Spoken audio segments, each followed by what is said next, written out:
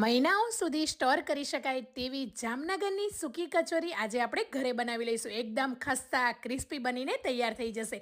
2 ચમચી સૂકા ધાણા, વરિયાળી, કાળા મરી લેવાના છે.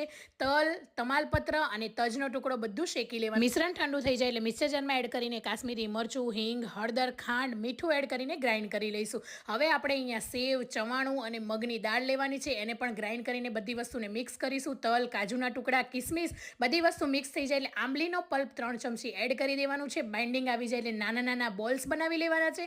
અને અહીંયા બધા જ બોલ્સ તૈયાર છે. 3 કપ મેંદો, મીઠું અને 3 ચમચી ઘી એડ કરીને લોટને આપણે બાંધી લેવાનો છે. લોટને અડધો કલાક રેસ્ટ આપવાનો છે. અને આ રીતે મીડિયમ સાઇઝના લુવા આપણે તૈયાર કરી લેવાના છે. હવે આ રીતે કચોરીનો શેપ આપીને વચ્ચે આ રીતે મસાલાને એડ કરીને કચોરી બનાવી લેવાની છે. એકદમ સરસ એવી કચોરી તૈયાર છે. મીડિયમ ગેસની ફ્લેમ પર ગોલ્ડન બ્રાઉન કલરની થાય ત્યાં સુધી તળી લેવાની છે. આ કચોરીને આપણે ઓડી ઇકોબેગ પેપર ફોઇલની અંદર કાઢી લઈશું. જે